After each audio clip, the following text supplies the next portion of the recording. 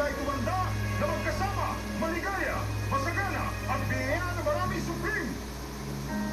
Kapag hindi na ako bumalik, huwag kang iiyak. Gusto ko muna matulog. Sasamahan kita.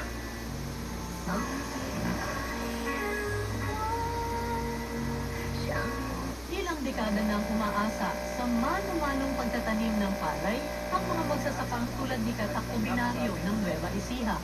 Mababa ang kanilang kita dahil sa taas ng production cost. Dulot ng pag-aararo gamit ang kalabaw at pagpapatuyo ng palay sa pagbibilad sa kalsada.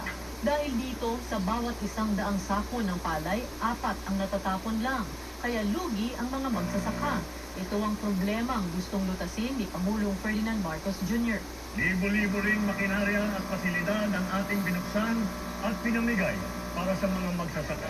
Last week, dinayo ng Pangulo ang Gimba Nueva Ecija para inspeksyonin ang Rice Processing System o RPS, ang modernong pasilidad para sa pagpapatuyo at paggiling ng palay. Pero para pagpabilisan, kailangan ito mechanization ang ginagawa natin. Dagdag pa ni Agriculture Secretary Francisco Tiu Laurel Jr., Pagbibilag ng sakali, maraming losses dyan eh. Sa maraming pangit yung quality.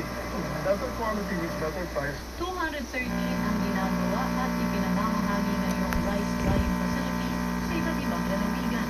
Ininspeksyon din ng Pangulo ang katabing rice mill. Nandito na yung milling, nandito na yung drying. Lahat ng value added ay nandito, naiiwan sa kooperatiba, naiiwan sa mga magsasaka. Ang modernisasyong ito ang bagong muka ng agrikultura. Yung mga magsasaka ay nakangiti at ibig sabihin na maayos ang kanilang hanap buhay. Silang nagpapakain sa buong Pilipinas.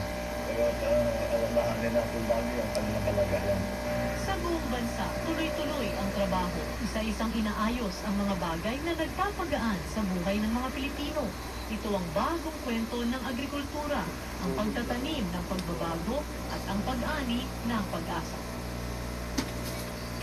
Tonight, Israel's deadly airstrikes in Lebanon threaten to derail the fragile ceasefire of the U.S. and Iran.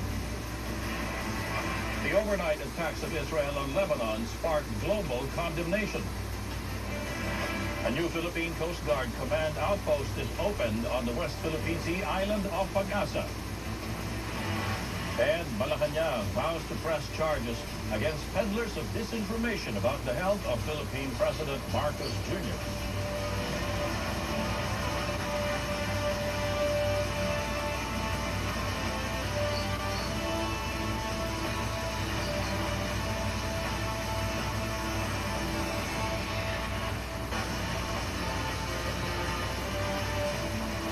Good evening. I'm Tony Velasquez. On our broadcast tonight, the fragile truce of the U.S. and Iran at risk of unraveling after a wave of Israeli attacks.